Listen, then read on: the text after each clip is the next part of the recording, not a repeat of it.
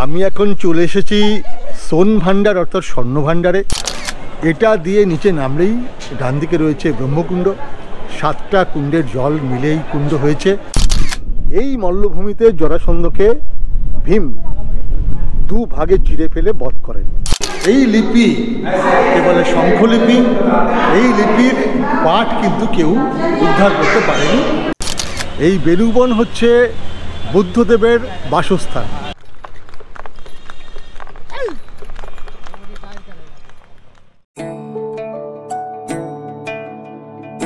রাজগীর ভারতের বিহার রাজ্যের নালন্দা জেলার এক প্রাচীন শহর। 5টি পাহাড় বেষ্টিত প্রাচীন মগধের প্রথম রাজধানী হল এই রাজগৃহ অর্থাৎ রাজার বাড়ি। সেই নামেরই অপভ্রংশ হল বর্তমান রাজগীর।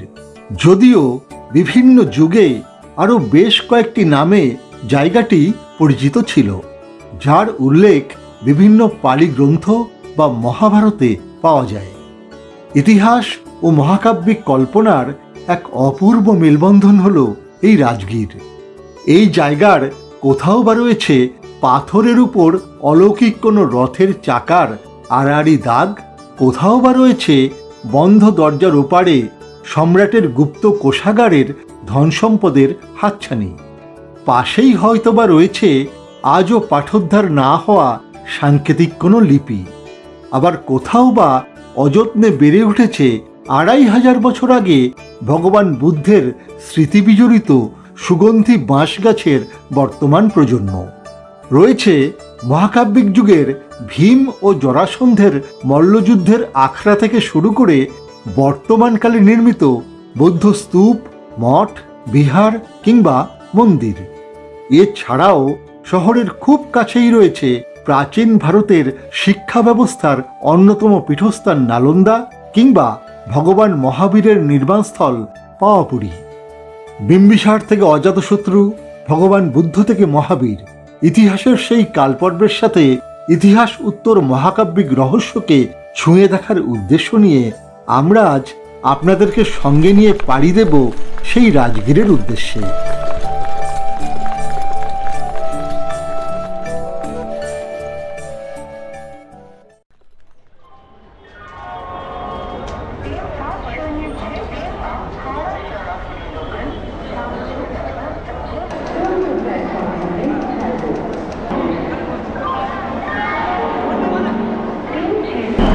আমি চলে এসেছি হাওড়া স্টেশনে। আজকে আমি এখান থেকে ধরবো হাওড়া RJPB এক্সপ্রেস। এটা রাত 8:35 এখান থেকে ছাড়বে আর বখতিয়ারপুর স্টেশনে পৌঁছাবে ভোর 4:22। আমি সেই বখতিয়ারপুরে পৌঁছে সেখান থেকে ভাড়ার গাড়িতে চড়ে পৌঁছে যাব রাজগীর। তো চলুন RJPB এক্সপ্রেসে চেপে রাজগীর। রাজগীরে আসার সবচেয়ে ভালো ট্রেন হলো হাওড়া RJPB এক্সপ্রেস বা দানাপুর এক্সপ্রেস। ট্রেনটি প্রতিদিন হাওড়া থেকে রাত 8:35 ছেড়ে পরদিন ভোর 4:34 বখতিয়ারপুরে পৌঁছায়। এই ট্রেনটি বাদে বখতিয়ারপুরে যাওয়ার আরও বেশ কটি ট্রেনের সময় সারণী আমি স্ক্রিনের উপর দিয়ে রাখলাম। আপনার সুবিধা মতো টিকিট কেটে নেবেন।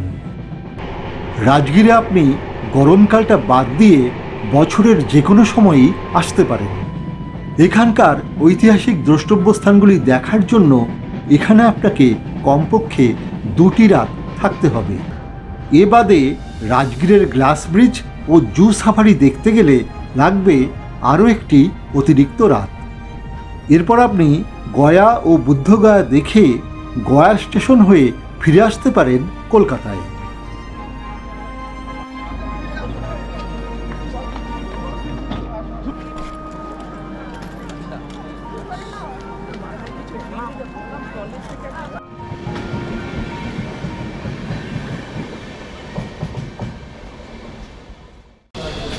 ঘড়িতে এখন ঠিক 5:25।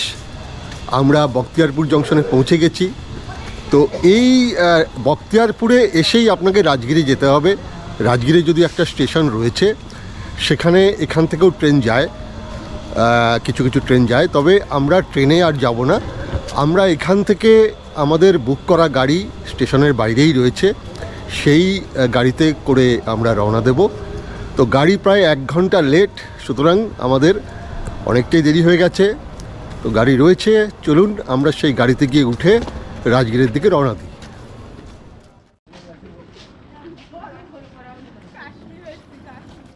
বখতিয়ারপুর স্টেশনের বাইরে এখানে পার্কিং রয়েছে, এখানে আপনি অনেক গাড়ি পাবেন।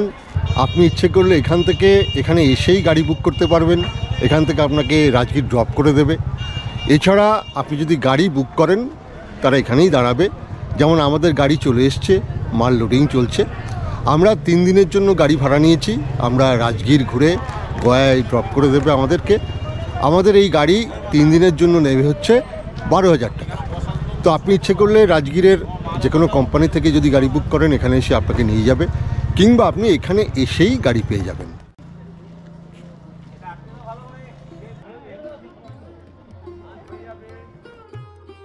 বখতিয়ারপুর জংশন থেকে রাজগীরের দূরত্ব 55 কিলোমিটার, যেতে সময় লাগবে 1 থেকে 1.5 ঘন্টা। এজন্য স্টেশনের কাছ থেকে 4 বা 6 সিটের গাড়ি 1000-2 টাকায় পেয়ে যাবেন।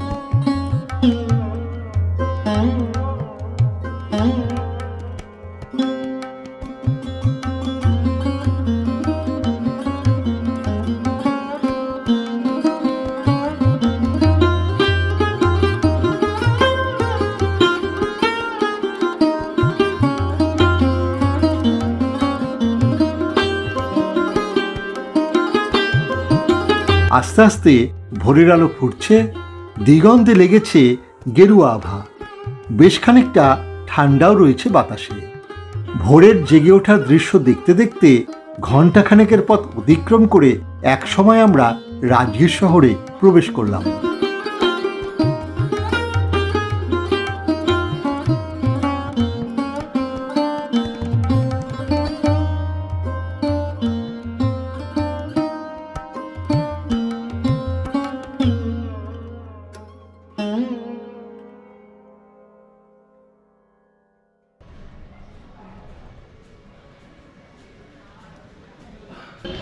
এখন সকাল ঠিক 7:05, আমরা রাজগীরে পৌঁছে গেছি। এই আমাদের পেছনেই হচ্ছে আমাদের হোটেল ডায়মন্ড প্লাজা। বখতিয়ারপুর থেকে এখানে আসতে আমাদের 1 ঘন্টা 10 মিনিট সময় লাগলো। এবার আমরা হোটেলে চেক ইন করবো, তারপর ফ্রেশ হয়ে সারা দিন ধরে রাজগীরের বিভিন্ন জায়গা ঘুরব। হোটেল ডায়মন্ড প্লাজা ধর্মশালা রোডে SBI বিল্ডিংয়ের উপরে একটি মাঝারি মানের হোটেল। হোটেলে বড় ঘর ও পরিচ্ছন্ন বাথরুম রয়েছে। ডাবল বেডরুমের গড় ভাড়া 1000 থেকে 1200 টাকা।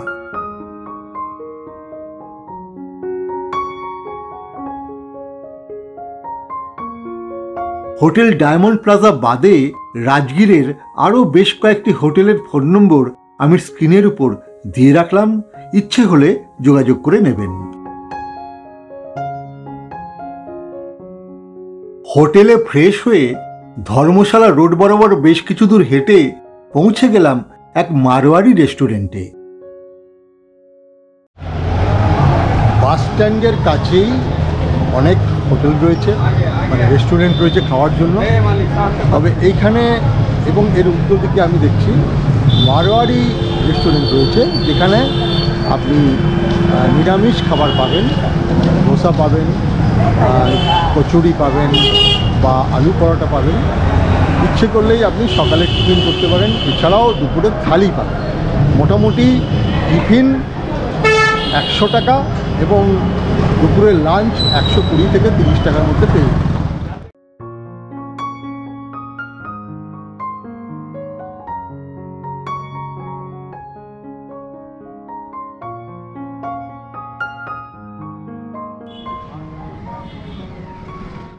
তো সকালের নাস্তা হয়ে গেছে, আমরা এখন বেরিয়ে পড়েছি সাইট সিইংয়ের জন্য। এই যে টানা, এই টানা আমরা ভাড়া করেছি জন প্রতি 300 টাকা করে। এই টানা আমাদের গোটা রাজগীর ঘুরিয়ে দেখাবে। রাজগীর ভ্রমণের অন্যতম আকর্ষণ এই টানা চেপে ভ্রমণ। আগে ভারতের বিভিন্ন শহরে টাঙায় চেপে ঘোরাঘুরির ব্যবস্থা থাকলেও এখন অটো বা টোটো সেই জায়গা দখল করেছে। তবে রাজগীর এখনও তার ব্যতিক্রম হয়ে রয়ে গেছে। এখানে বেশিরভাগ জায়গা আপনাকে টাঙায় চেপেই ঘুরতে হবে। এক অদ্ভুত মজা। বাস, অটো, টোটো আর দোকান বাজারের আধুনিক রাজগীর পেরিয়ে টাঙা ঢুকে পড়ল প্রাচীন ও ঐতিহাসিক রাজগৃহের অন্দরে। রত্নগিরি, বিপুলাচল, বৈভ্রাগিরি, সোনগিরি আর উদয়গিরি, এই 5 পাহাড় বেষ্টিত রাজগৃহ রামায়ণ, মহাভারত বা পালি গ্রন্থে গিরিব্রজ বা গিরিব্রাজ নামে উল্লেখিত হয়েছে, যার অর্থ সম্ভবত পাহাড় ঘেরা জায়গা। খ্রিস্টপূর্ব 5ম শতাব্দী পর্যন্ত এই রাজগৃহ মগধ রাজ্যের রাজধানী ছিল। এখানে রাজত্ব করেছেন হরিয়াঙ্ক বংশের রাজা বিম্বিসার এবং তাঁর পুত্র অজাতশত্রু। অজাতশত্রুর পুত্র উদয়ন পরবর্তীকালে মগধের রাজধানী পাটলিপুত্র বা বর্তমান পাটনায় স্থানান্তরিত করেন। রাজা বিম্বিসার ও অজাতশত্রুর রাজত্বকালে ভগবান বুদ্ধ দীর্ঘকাল এই রাজগৃহে বাস করেন। ভগবান বুদ্ধের মৃত্যুর পর এই রাজগীরেরই সপ্তবর্ণী গুহায় অনুষ্ঠিত হয়েছিল প্রথম বৌদ্ধ পরিষদ। এছাড়াও জৈন ধর্মের 24তম তীর্থঙ্কর মহাবীর তার জীবনের 14 বছর এই রাজগীর ও নালন্দায় কাটিয়েছিলেন। তাই রাজগীর বৌদ্ধ ও জৈনদের কাছে এক পবিত্র নগরী।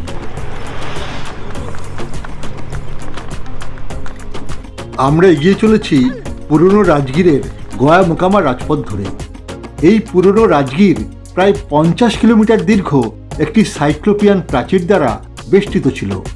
এই প্রাচীর আক্রমণকারীদের বাধা দিত, পাশাপাশি পাহাড় থেকে নেমে আসা বৃষ্টির জলে বন্যার সম্ভাবনা থেকেও শহরকে রক্ষা করত। সেই পুরনো রাজগীরের পথ ধরে চলতে চলতে আমরা পৌঁছে গেলাম মণিয়ার মঠে। আমরা প্রথমেই চলে এসেছি মণিয়ার মঠে। এই মণিয়ার মঠ হচ্ছে রাজগীরের অন্যতম একটা দ্রষ্টব্য স্থান। এখানে একটা কূপ রয়েছে, রানী চল্লন্য আর শিলভদ্র তাদের নির্মিত কূপ। সেই কূপের উপর একটি ছোট্ট জৈন মন্দির রয়েছে। চলুন দেখে আসি। জৈন ইতিহাসে এটি রানী চল্লন্য ও শিলভদ্রের কূপ বলে পরিচিত। এই কূপ ও মঠ নলাকার ইট দিয়ে গঠিত। আমি একদম কূপের সামনে চলে এসেছি।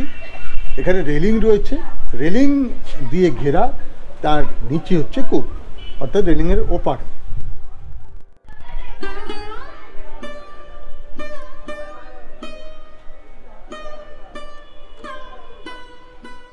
মহাভারতে উল্লেখিত মণি নাগের বাসস্থান ছিল এই মণিয়ার মঠ, এবং এই অঞ্চলের মাটি থেকে খনন করে অনেক মূর্তি পাওয়া গেছে, যেগুলো মিউজিয়ামে রয়েছে।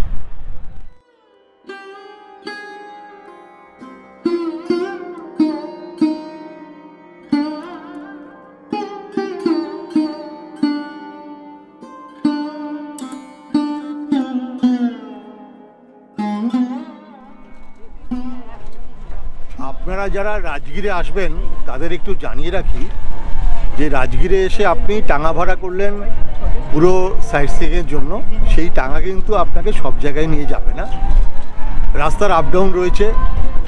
সেই জন্য এই যে মণিয়ার মঠ, তার পাশ থেকে আমরা দুটো জায়গা দেখার জন্য টোটো ভাড়া করলাম। এই টোটো আমাদেরকে নিয়ে যাবে স্বর্ণভাণ্ডার এবং জরাসন্ধের আখড়া দেখাতে। জনপ্রতি সাধারণত 20 টাকা, 20 টাকা 40 টাকা লাগে। আমরা 30 টাকায় বলেছি। আমরা 4টে টোটো ভাড়া করে চলেছি সেই জরাসন্ধের আখড়া এবং স্বর্ণভাণ্ডার দেখার জন্য।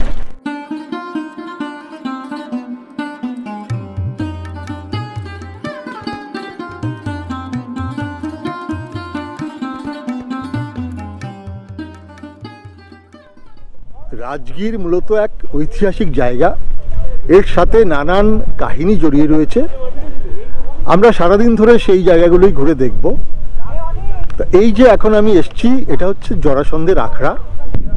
আমরা মহাভারতে পড়েছি যে ভীমের সাথে জরাসন্ধের মল্লযুদ্ধ হয়েছিল এবং 28 দিন ধরে সেই মল্লযুদ্ধ এই গোটা অঞ্চলে চলেছিল এবং 28তম দিনে মূলত এইখানে এই মল্লভূমিতে জরাসন্ধকে ভীম দু ভাগে চিড়ে ফেলে বধ করেন।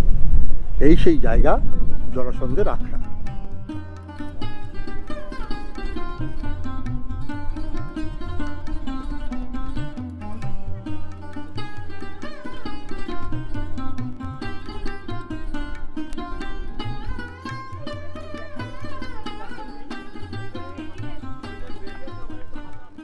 এখানে একটা বেদির মতো জায়গা রয়েছে যেখানে এইখানে বেড়া দেওয়া রয়েছে লোহার, তার ওপারে সম্ভবত এর উপর দিকটাতে জরাসন্ধকে মারা হয়েছিল অর্থাৎ মল্লযুদ্ধে।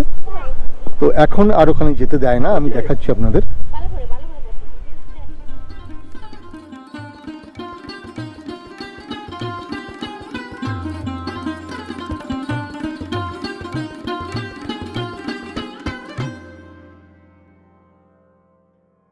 আমি এখন চলে এসেছি সোন ভান্ডার অর্থাৎ স্বর্ণ ভান্ডারে। এখানে একটা বড় পাথরের গায়ে দুটো গুহা রয়েছে। মূলত এগুলি জৈন গুহা, মৌর্য সাম্রাজ্যের আমলে খনন করা গুহা এবং এর ভেতরে একটা লিপি রয়েছে যে লিপিটার পাঠোদ্ধার এখনও করা যায়নি এবং মনে করা হয়, মানুষের বিশ্বাস, যে রাজা বিম্বিসারের যে সম্পদ অর্থাৎ কোষাগার এখানেই ছিল, যদিও কোনো ধরনের ধন সম্পত্তি অনেক খোঁড়াখুড়ি করেও বার করা যায়নি। স্বর্ণভাণ্ডার মূলত তৃতীয় বা চতুর্থ শতাব্দীতে খনন করা দুটি কৃত্রিম গুহার সমষ্টি। মূল গুহাটি মৌর্য সাম্রাজ্যের সময় নির্মিত, বাকি গুহাটি আজ প্রায় ধ্বংসপ্রাপ্ত।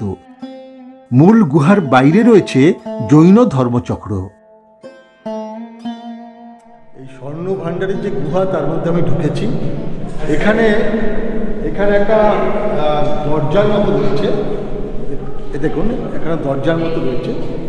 এই দরজাটার পেছনেই বিম্বিসারের যে স্বর্ণ ভাণ্ডার সেটা ছিল, এই সেই দরজা। এবং এখানে একটা লিপি রয়েছে, এই যে আমি দেখাচ্ছি, এই লিপি বলে শঙ্খলিপি। এই লিপির পাঠ কিন্তু কেউ উদ্ধার করতে পারেনি। এই শঙ্খলিপি বিভিন্ন জায়গায় এখানে রয়েছে। মনে করা হয় এই লিপির পাঠ যদি উদ্ধার করা যেত তাহলে হয়তো সেই দরজা খোলা যেত। আর এই দিকে রয়েছে এখানে মহাবীরের একটি মূর্তি, মানে খোদাই রয়েছে, অর্থাৎ এটা যে জৈন গুহা সেটা কিন্তু এখান থেকে স্পষ্ট।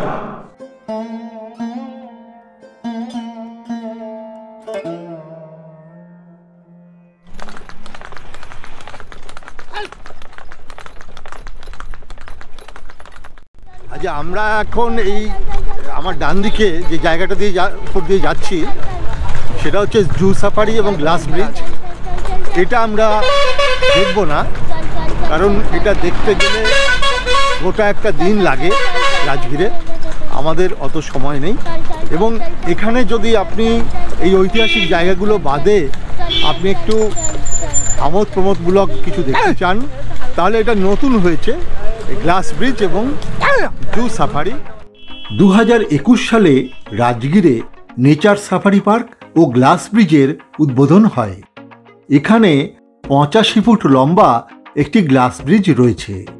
এছাড়াও জিপ লাইনিং, স্কাই বাইকিং এই ধরনের নানা অ্যাডভেঞ্চার অ্যাক্টিভিটির ব্যবস্থা রয়েছে। এছাড়া পাশেই রয়েছে বন্যপ্রাণী দেখার জন্য রাজগীরের জু সাফারি। এই সাফারিগুলিতে সকাল 7টায় সীমিত সংখ্যক টিকিট দেওয়া হলেও বাকি টিকিট 5 দিন আগে থেকে অনলাইনে বুক করতে হয়। নানা সাফারির নানা দামের টিকিট রয়েছে। সাধারণত প্রতি সাফারির টিকিটের দাম 250 থেকে 300 টাকা। অনলাইনে টিকিট বুকিং সাইটের লিঙ্ক ডেসক্রিপশন বক্সে দিয়ে রাখলাম, আগ্রহীরা দেখে নেবেন। তবে আমরা শুধুমাত্র রাজগীরের ঐতিহাসিক জায়গাগুলো দেখব বলেই এগুলো দেখার জন্য আর অতিরিক্ত দিন বরাদ্দ রাখিনি।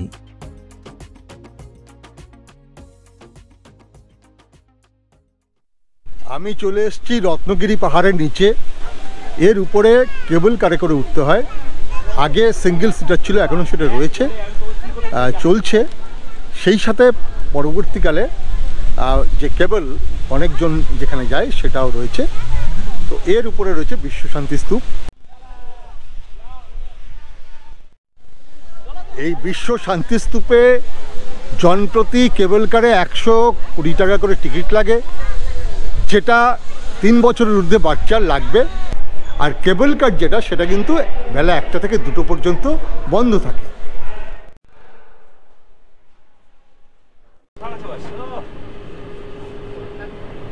চেপে বসেছে কেবল কারে। আমার পাশেই রয়েছে ছোট ছোট যে কেবল কার, যেগুলো ছোট ছোট চেয়ার কার, সেটা করে আমি এর আগে উঠেছি। এটা খুবই মানে থ্রিলিং ব্যাপার, যেটা একটু নিচ দিয়ে যায়। আর এই যে কেবল কার সেটা কিন্তু একটু উপর দিয়ে যায়। 1 সিটের এই রোপওয়ে দেশের প্রাচীনতম রোপওয়ে, যা এখন কেবল কারে উন্নীত হয়েছে।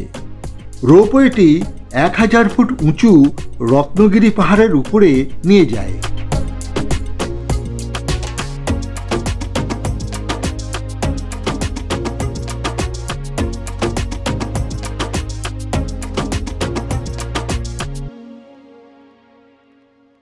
বুদ্ধদেব প্রায় 12 বছরকাল এই রাজগৃহে মানে রাজগিরে বাস করেছিলেন, এবং সেই সময়কালে, তার বসবাসের সময়কালে তিনি এই পাহাড়ে আসতেন। সেই স্মৃতিকে অমলিন করে রাখতে জাপানের মিউমাজি সম্প্রদায় এই 125 ফুট উঁচু এই যে স্তূপ, যাকে আমরা এখন বলছি বিশ্ব শান্তি স্তূপ, সেই স্তূপ প্রতিষ্ঠা করেছিলেন। বিশ্ব শান্তি স্তূপটি প্রাথমিকভাবে 1969 সালে স্থাপিত হয়। পরবর্তীকালে 1993 সালে স্তূপটিকে বর্তমান রূপ দেওয়া হয়। 120 ফুট উঁচু এই স্তূপের চারধারে ভগবান বুদ্ধের জীবনের 4টি অধ্যায়, অর্থাৎ তাঁর জন্ম, জ্ঞানার্জন, ধর্মপ্রচার ও মহাপরিনির্বাণকে সূচিত করে এমন 4টি সোনালী রঙের মূর্তি রয়েছে।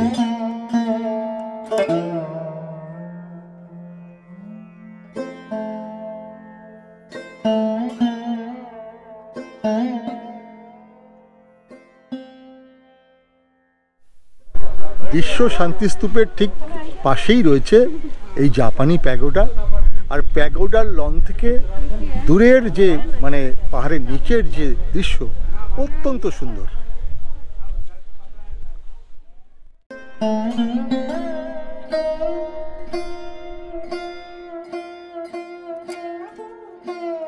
বিশ্ব শান্তি স্তূপ দেখে রোপওয়ে করে নিচে নেমে পাশেই একটা রেস্টুরেন্ট পেয়ে আমরা লাঞ্চ সেরে নিলাম।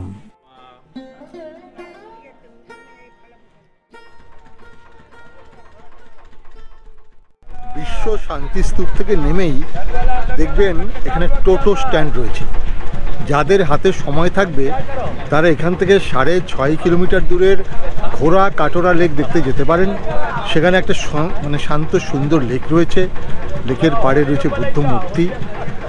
এইখান থেকে টোটোওয়ালারা 400 টাকায় সেই লেকে নিয়ে যায় এবং নিয়ে আসে। আর 150 টাকা করে জনপ্রতি শেয়ারেও যাওয়া যায়। যদি সময় থাকে অবশ্যই লেকটি ঘুরে আসবেন। আমাদের হাতে সময় নেই, আমরা কিন্তু সেদিকটায় যাচ্ছি না। লাঞ্চের পর আবারও টাঙায় চেপে রওনা দিলাম পরবর্তী গন্তব্যের উদ্দেশ্যে। পথে ডান পাশে পড়ল জীবকের আমবাগান। জীবক ছিলেন মগধের শাসক বিম্বিসার ও অজাতশত্রুর রাজকীয় চিকিৎসক। এই বাগান রাজা বিম্বিসার জীবককে উপহার দিয়েছিলেন। বাগানের গাছপালাগুলি তার ওষুধি তৈরির কাজে লাগত। সময় কম থাকায় জায়গাটা আমরা বাইরে থেকেই দেখে নিলাম। বিশ্বশান্তি স্তূপ দেখে আমরা বাঁ দিকে বেঁকে কিছু দূর এগিয়ে পৌঁছে গেলাম রাজগীরের অন্যতম পুরাতাত্ত্বিক নিদর্শন রথের চাকার দাগের সামনে। এখানে অতি প্রাচীন দুটি রথের চাকার দাগ রয়েছে। মানুষের বিশ্বাস যে শ্রীকৃষ্ণ যখন মগধে এসেছিলেন, মানে রাজগৃহে এসেছিলেন, তখন তার উচ্চ গতিসম্পন্ন যে রথ, তার চাকার আঘাতে এই পাথরের উপর ক্ষত চিহ্ন সৃষ্টি হয়েছিল। আর এখানে কিছু প্রাচীন লিপি রয়েছে যাকে বলে শঙ্খলিপি। সেই শঙ্খলিপির পাঠোদ্ধার এখন অবধি হয়নি, তো আমি দুটোই আপনাদের দেখাচ্ছি। রহস্যে মোড়া এই রথের চাকার দাগ ও তার পাশে খোদিত শঙ্খলিপি আপনাকে হয়তোবা বিস্ময়ে হতবাক করে দেবে।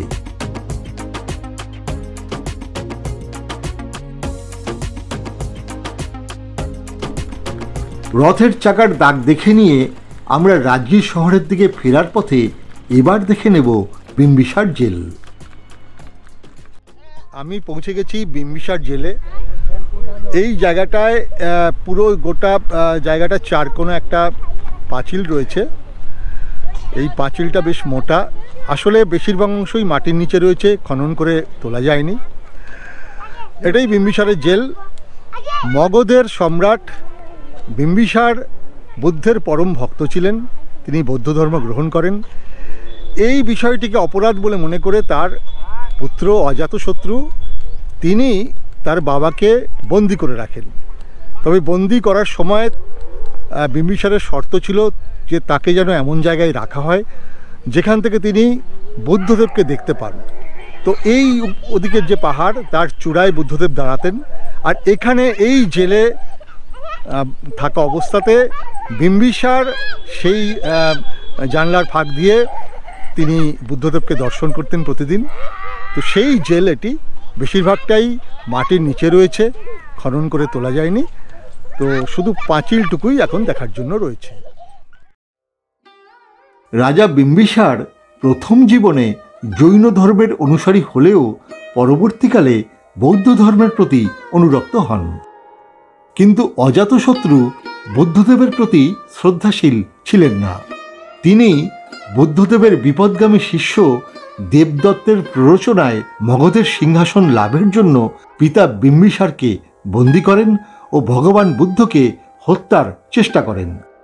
কিন্তু 491 খ্রিস্টপূর্বাব্দে বন্দী অবস্থায় রাজা বিম্বিসারের মৃত্যু হলে অনুশোচনায় দগ্ধ অজাতশত্রু মানসিক শান্তির উদ্দেশ্যে শেষ পর্যন্ত ভগবান বুদ্ধেরই শরণাগত হন।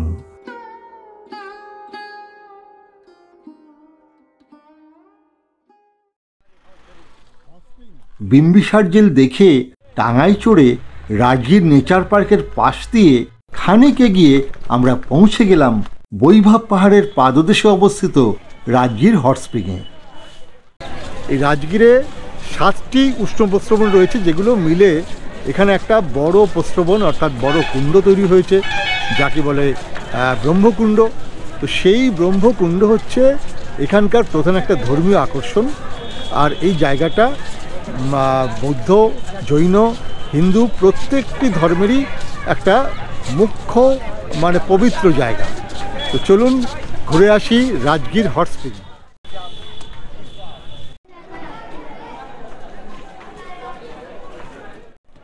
এই যে রাস্তাটা চলে গেছে নিচে, এটা দিয়ে নিচে নামলেই ডান দিকে রয়েছে ব্রহ্মকুণ্ড। 7টা কুণ্ডের জল মিলেই কুণ্ড হয়েছে। এটা অতি পবিত্র কুণ্ড বলে মানুষের বিশ্বাস। এটা অত্যন্ত উষ্ণ জল এবং এখানে বিভিন্ন ধরনের রাসায়নিক পদার্থ ধাতব পদার্থ মিশে রয়েছে জলে, যার জন্য চামড়ার পক্ষে বা শরীরের পক্ষে খুবই ভালো। এই জল স্নান করা, 1-2 বার স্নান করা খুবই ভালো। আপনি ইচ্ছে করলে রাজগীরে যে কদিন থাকবেন প্রত্যেক দিন সকালে বা সন্ধ্যায় এসে এখানে স্নান করতে পারেন। পোশাক পরিবর্তনের জায়গা রয়েছে।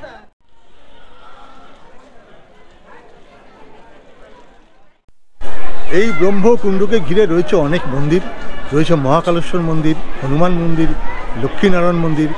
আপনি ইচ্ছে করলে এখানে স্নান সেরে এই মন্দিরগুলি দর্শন করতে পারেন বা পুজো দিতে পারেন।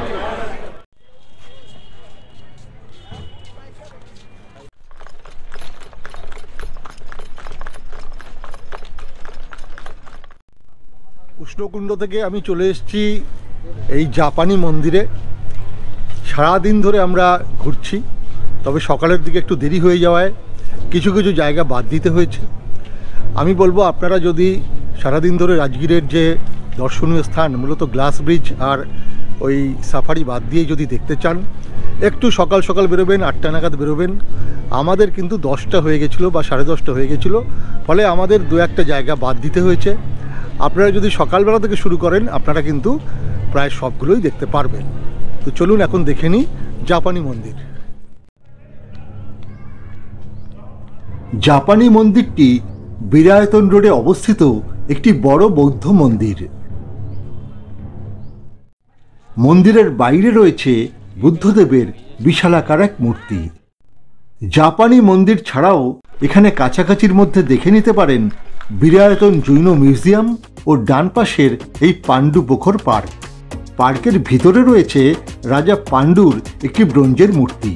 এছাড়াও রয়েছে বাচ্চাদের বিনোদনের নানা উপাদান।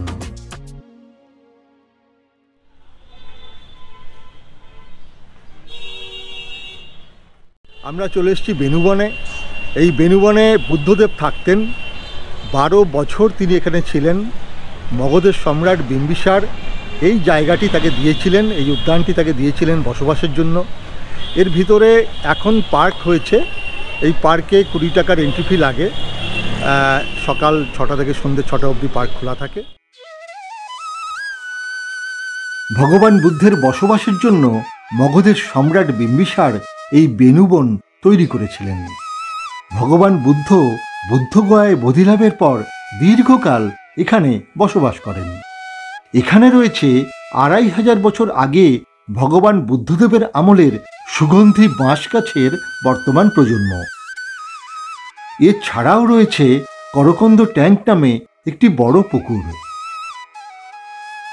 ভগবান বুদ্ধের পদধূলি ধন্য এই বেনুবনে ঘুরতে ঘুরতে আপনি হয়তোবা রোমাঞ্চ অনুভব করবেন। বেনুবন দেখে নিয়ে আকাশের অস্তরাগের শোভা দুচোখ ভরে উপভোগ করতে করতে পৌঁছে গেলাম হোটেলে। তারপর কিছুক্ষণ বিশ্রাম নিয়ে চা খেয়ে বেরিয়ে পড়লাম শহরটা ঘুরে দেখতে।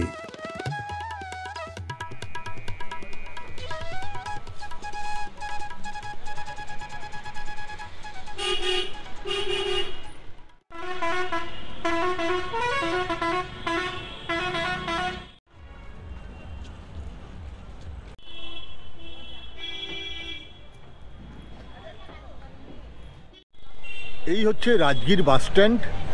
এখান থেকে বিভিন্ন জায়গায় যাওয়ার বাস যেমন ছাড়ে, পাশাপাশি এই বাস স্ট্যান্ডকে কেন্দ্র করে এখানে প্রচুর হোটেল আপনি পাবেন এবং রেস্টুরেন্ট পাবেন। তো বাস স্ট্যান্ডকে কেন্দ্র করে যদি আপনি থাকতে চান এখানে আসতে পারেন। নানা মানের হোটেল, নানা দামের হোটেল আপনার পকেট অনুযায়ী আপনি পেয়ে যাবেন। পাশাপাশি ভালো খাবারের ব্যবস্থা এখানে রয়েছে। বাঙালি খাবারও রয়েছে বা বিভিন্ন ভারতীয় বিভিন্ন ধরনের খাবার এখানে আপনি পেয়ে যাবেন।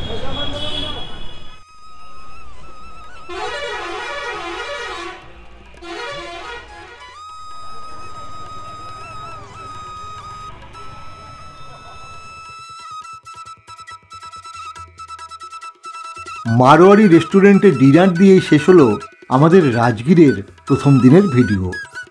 এরপর দ্বিতীয় দিনে আমরা দেখে নেব ভগবান মহাবীরের স্মৃতিবিজড়িত কুণ্ডলপুর এবং পাওয়াপুরী।